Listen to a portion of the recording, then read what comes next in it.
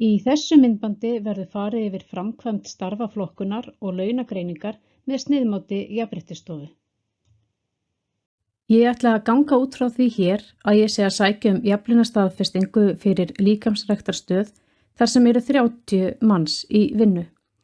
Fyrst byrja ég á því að sækja sniðmátið hér á heimasíðu Jafnréttisstofu. Þá fer ég hér undir vinnumarkaður og hér er jafnlaunastaðfesting og fer hér undir leiðbeiningar. Hér má svo finna alls konar leiðbeiningar og ég ætla að hala þessu hér Excel-skjali niður og gott er að taka fram að það er sama skjal fyrir starfaflokkun og launagreiningu. Hér fyrir neðan er svo einnig hægt að finna sniðmát með sýnidæmum. En ég hlið þessu skjali niður, opna það og vista á viðeigandi stað í tölvunni. Hér er ég svo búin að opna þetta skjal fyrir starfaflokkun og launagreiningu og ég byrja því að lesa vel yfir leiðbeiningarnar sem fylgja, sem er hér undir inngangur og leiðbeiningar. Skjalið er læst og mikilvægt að sniðmátinu sé ekki breytt heldur einungis notað til þess að fylla inn upplýsingar og fá útreikning.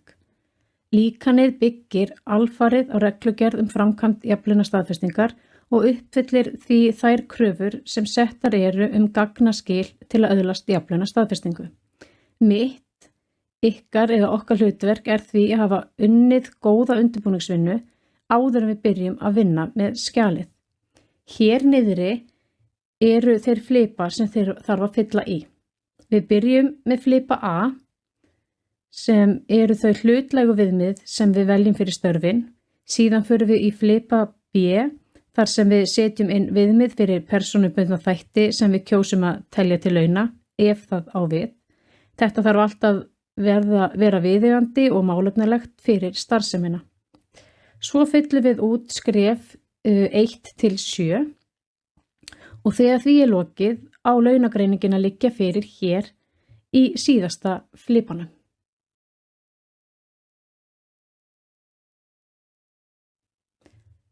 En við skulum byrja á flipa A, starf viðmið. Og þá sjáum við að hér er búið að setja inn yfir viðmið og undir viðmið sem algeng eru í skjalið. Skilgreina þau og skilgreina í hvaða þrep þau skiptast. Hér eru sett inn 5 þrep. Ef við viljum hafa þau fleiri þá er möguleiki á því að bæta við. Eins má hafa þau færri. Viðmið geta verið misjafnlega mörg.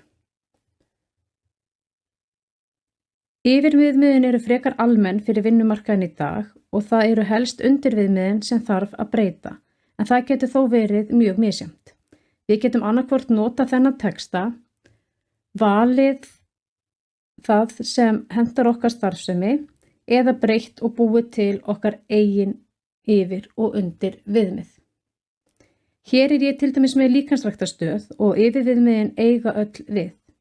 Það þarf ákveðna hæfni og ábyrgð til að vinna störfin og þau krefjast líka mismunandi álags og vinnu aðstæðna. Svo öll þessi viðmið eiga við. Öll yfirviðmiðin eiga því við svo ég ætla að láta þau standa. Ég er búin að velja þau og hér kemur því mynd af svona síu. Hérna er hægt að taka út og bæta við. Síðan eru það undir viðmiðin og þá þarf ég að fara nákvæmlega yfir þau og velja það sem á við eða breyta. Sem dæmi þá ætla ég að taka út nokkur undir viðmið. Ég tek þá hakið af hérna og vel síðan bara það sem á við störfin í líkamsræktarstöðinni. Undirviðmiðin eru í stafrófsröð svo þetta kostar smá handavinnu en svona set ég inn koll af kolli undirviðmiðin sem ég ætla að hafa. Hér er ég búin að velja nema ég ætla að bæta hér við vinnuhraða.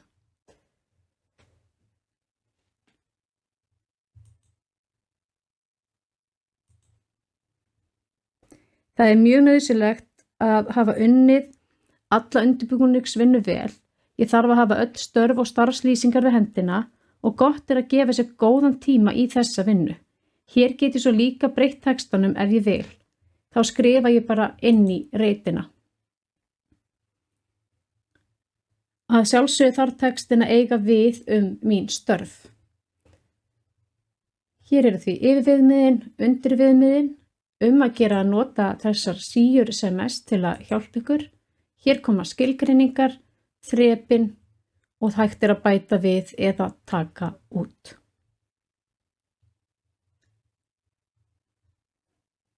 Og hér sjáum þið að vinnurhraðin búinn að bætast við. En gefið ykkur endilega góðan tíma í þessa vinnu og þetta krefst undirbúningar en þetta hjálpar mikið við framhaldið. Það sama gerum við varðandi persónubundnu þættina í næsta flipa. Förum hér yfir í flipa B sem eru persónubundnu þættir. Hér hef ég tekið til dæmis út flest undirviðmið. Og hér sjáum við nefnilega eru síur. Og ég búin að taka flest allt út en ég vil halda starfsþjálfun á vinnustað, starfsaldur inni því ég vil geta umbuna fólki fyrir að starfa hjá mig lengi. Gott að muna að hafa ekki sömu viðmið fyrir starf og persónubundna þætti. Það líka gott að hafa í huga að fjöldi viðmiða og vægi haldast í hendur. Þannig að eftir því sem viðmiðunum fjölgar því minna vægi hefur hvert þeirra ef öll hafa jafnt vægi. Ég hef ákveðið að hafa ekki of mörg viðmið fyrir líkamsræktarstöðuna mína en þau þurfa að vera viðeigandi og ná utan öll störfin sem ræðir.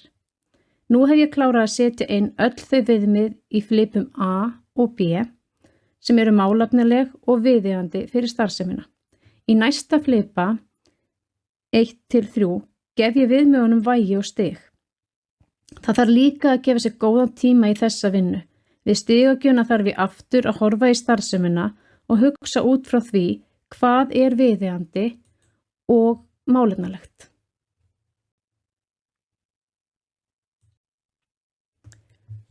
Þá erum við komin í flipa 1-3, vægi og stig.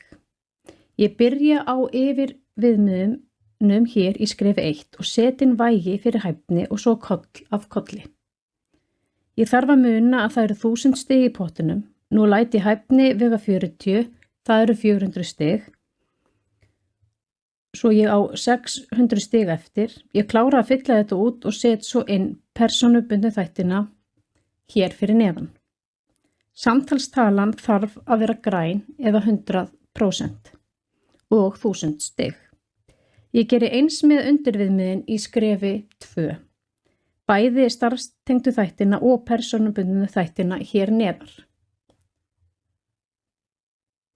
Hér set ég inn stig fyrir þau undirviðmið sem ég hef valið. Hér ætla ég undir vinnuaðstæður að bæta við vinnuhraða.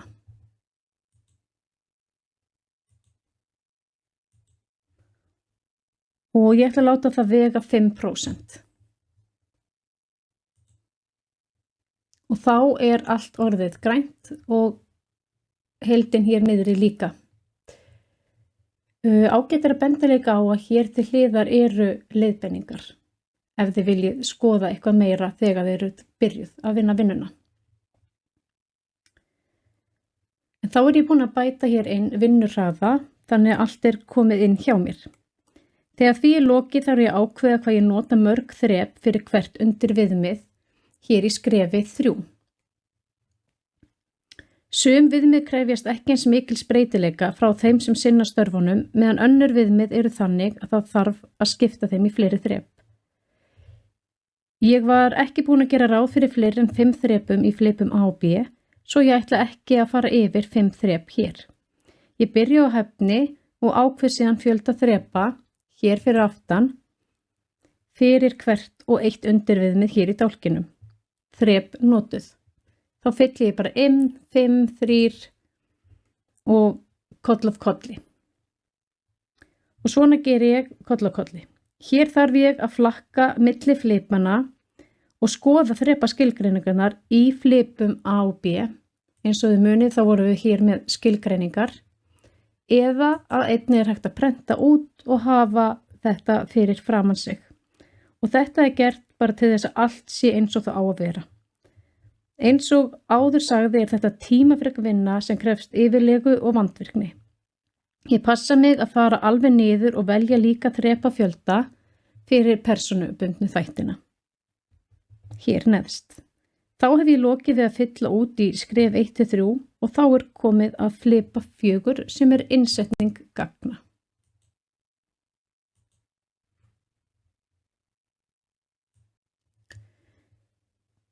Hér í innsetningu gagna þarf ég að fylla inn í skjalið upplýsingar sem ég nú þegar með annars staðar.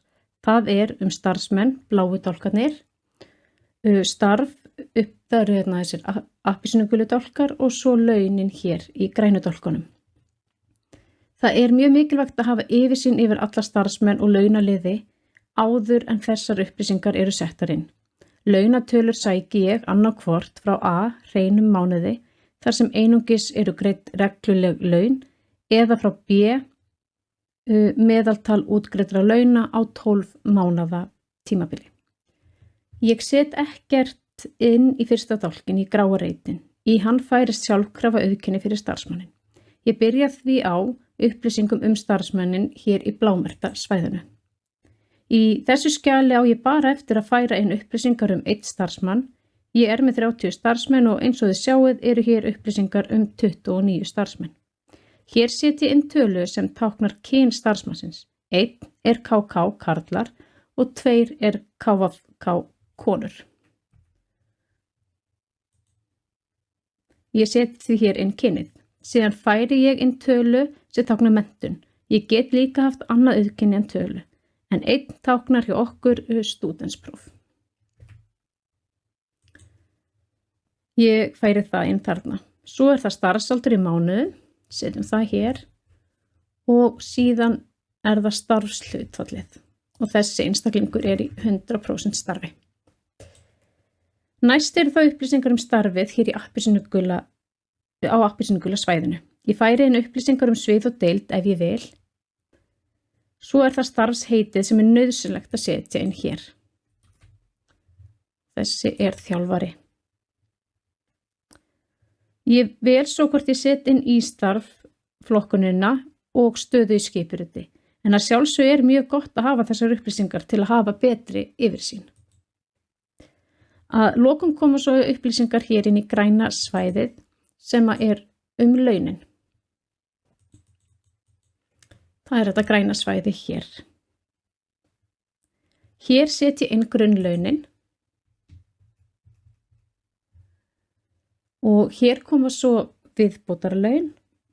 Það föst yfirvinna, stjórnendaálag eða annað persónulegt álag.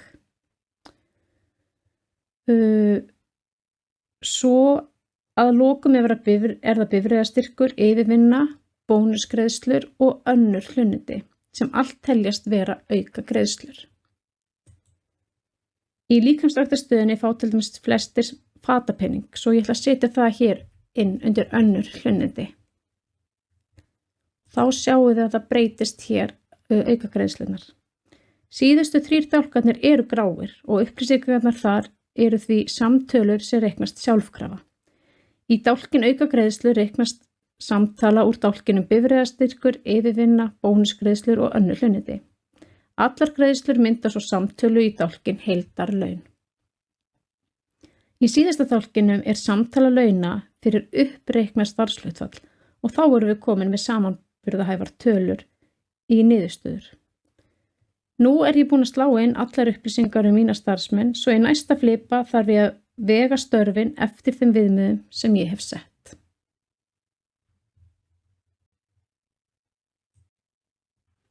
Nú opna ég flipa 5, starf. Hér sé ég að öll starfsheitin hafa sjálfkrafa raðast upp. Ég sé einnig að vægið sem ég gaf yfir og undir viðmiðum komið inn. Það sem ég þarf að gera að ákveða hvaða kröfur gerðar til starfana og ákvarða eftir því þrep við hæfi. Fjölda mögulegra þrepa ég nú þegar búin að ákveða. Hér setjum því inn þrepin.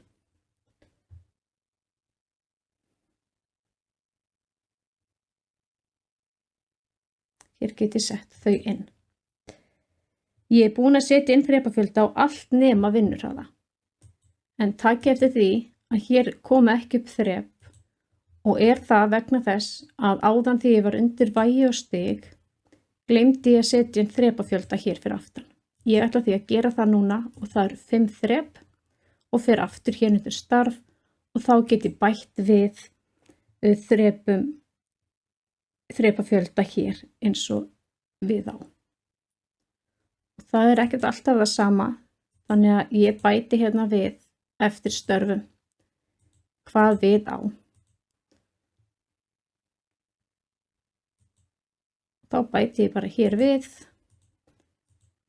Þetta er smá svona handavinna, en þið sjáið að tölurnar eru að breytast eftir því bara sjálfkrafa, eftir hvað ég set hér inn. Og þetta eru þetta út frá því hvert starf, hvaða þrep það á að vera í. Og við erum með lýsingar á þrepunum framar.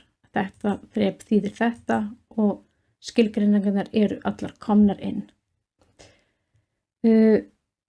Ég er búin að bæta þessu inn og svo þarf ég líka að klára hér þrepafjölda fyrir tölvunotkun, sjálfstæði og frumkvæði fyrir starfið öryggisstjóri.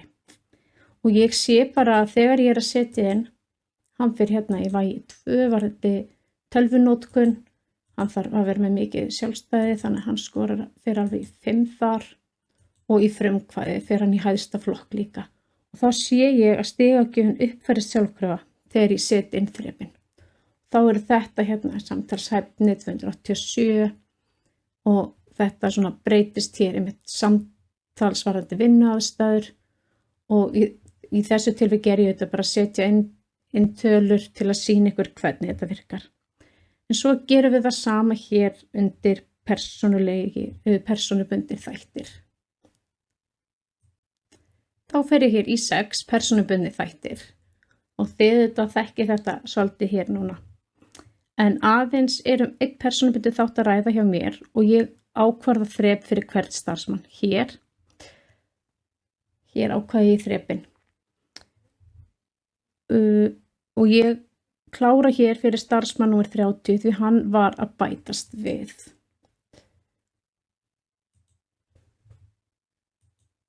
Þá bæti ég hérna við. Hér er sem sagt vægi og stig, eins og ég var að segja. Þá velji bara að þessi einstaklingur þjálfari fer í 4 og þá sjáu þið, það kemur sjálfkrafa inn.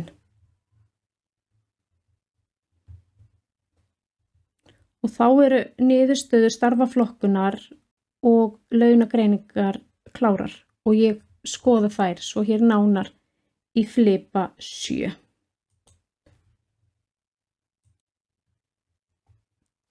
Þá er ég búin að opna flipa 7 niðurstöður og skoða þær fyrir hvern og einn starfsmann. Ég vil strax fá tilfinningu fyrir niðurstöðunum og fyrir vandlega yfir þær til að kanna hvort allt sé eðlilegt við fyrstu sýn.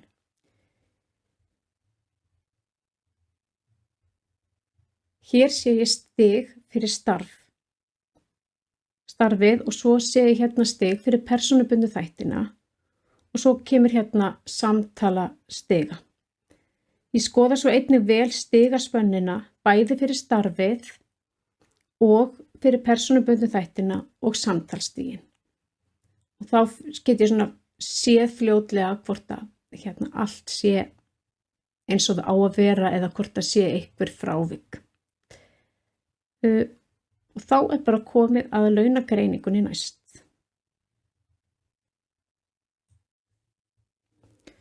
Í síðasta flipanum sé ég launagreiningu. Niðurstaðan er byggð á starfaflokkunni sem ég hef nú gert. Ég passa mig á því að uppfæra gröfin hér áður en ég skoða niðurstöðuna. Nú ætla ég að útskýra gröfin. Þetta graf hér sýnir meðaltal heildarlauna og stigaspönn fyrir starf. Karlar eru táknaðir með bláum lit og konur með appelsínugulum. Innan þeirra starfahópa sem fá 5 til 600 stig fá karlar að meðaltali 611.000 krónur í heildarlaun en konur 560.000. Meðaltali er síðan hér 588.000 krónur. í þessum starfahóp. Í síðasta dálkinum hér fáum við upp prósentutölu sem sýnir launamun kynjanna. Hér er prósentutalan jákvæð sem segir að það hallar á konur í heildarlaunum 8,4%. Svona skoða ég allar niðurstöðurnar. Hér sé ég til dæmis strax eitthvað óvenjulegt. Það hallar á karla 18% í starfahópnum sem eru með 7 til 800 stig. Ég þarf því að greina þennan hóp betur og átta mig á því hverjir eru útlagar þar og hverjar skýringarnar eru. Ef samtalan er skoðið í þessum hóp sést að það hallar enn á konur 4,8% því að jákvæða prósentutölu er að ræða hér. Þetta graf hér sýnir meðaltal heildarlauna og stigaspönn fyrir persónubundna þætti. Karlar eru táknaðir með bláum lit og konur með appelsínugulum. Meðal þeirra starfsmanna sem fá metna persónubundna þætti er stigaspönnin á bilinu 0 til 100 stig og karlar fá á meðaltali 4,8% hærri laun en konur. Þetta graf hér sýnir heildarlaun eftir kyni og samtalsstigaspönn. Það er þegar bæði starfið og persónubundin þættirnir eru taldir með. Ég sé hér 6 starfahópa eftir stigaspönn, karla með bláu og konur með appelsínugulu. Starfahópunum eftir stigum hefur fjölgað því persónubundin þættirnir eru taldir með, en í fyrsta grafinu voru einungis starfstengdir þættir. Ég sé hér að 3 starfahópar eru blandaðir. Í þeim er 9% launamunur og hallar á konur í einum og karla í hinum 2. Hér hallar á konur og hér hallar á kalla. En hér hallar líka ennþá 4,8% í heildina á konur. Þá skulum við fara yfir í næsta graf. Næsta graf er hér. Hér eru sem sagt skoðuð grunnlaun á sama hátt. Þannig að hérna geti sérstaklega skoða þau grunnlaun sem eru.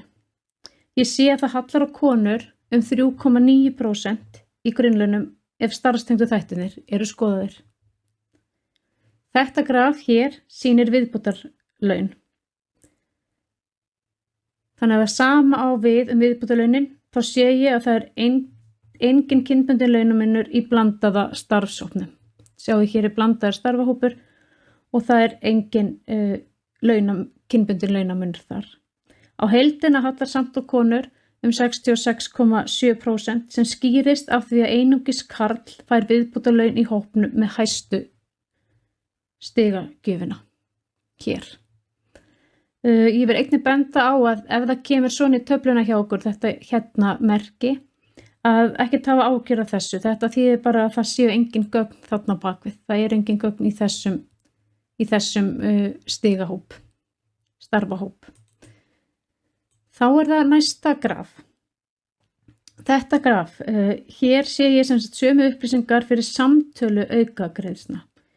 Í blandaða starfahópnum hallar á karla 181% en á heildina hallar á konur 7,2%. Hér sjáum við þennan hérna gríðarlega mun á aukagreiðslum.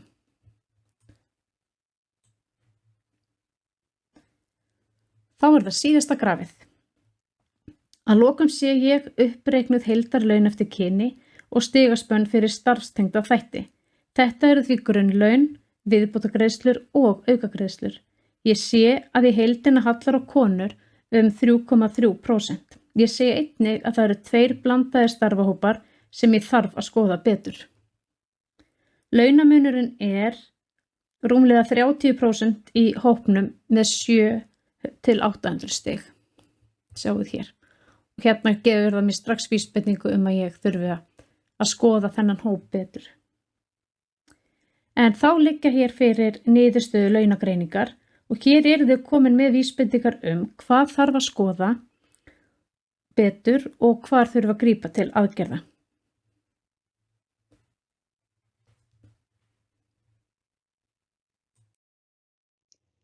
Takk fyrir að hlusta.